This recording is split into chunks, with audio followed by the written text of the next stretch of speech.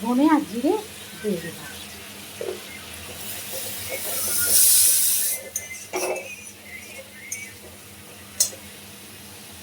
মশলাটা তেল ছেড়ে দিয়েছে। এবার হচ্ছে বাঁধাকপি আলু সেদ্ধ করে রেখেছিলাম, এটা ভালো করে এবারে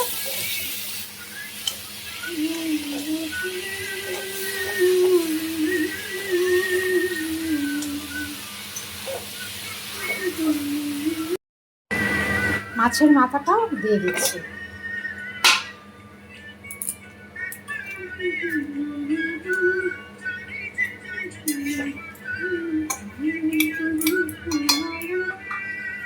আর একটু ঢাকা দিয়ে দেবো।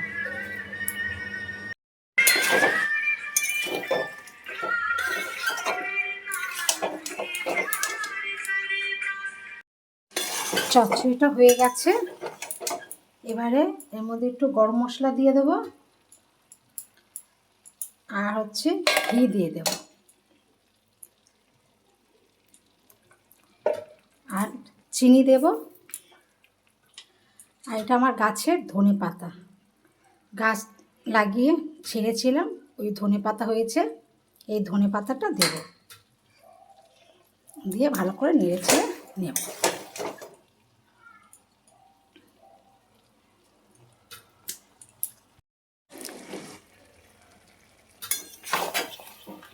এবার ভালো করে নেড়ে ছেড়ে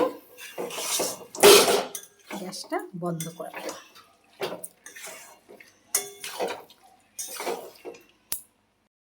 বাঁধাকপির চচ্চড়ি কমপ্লিট।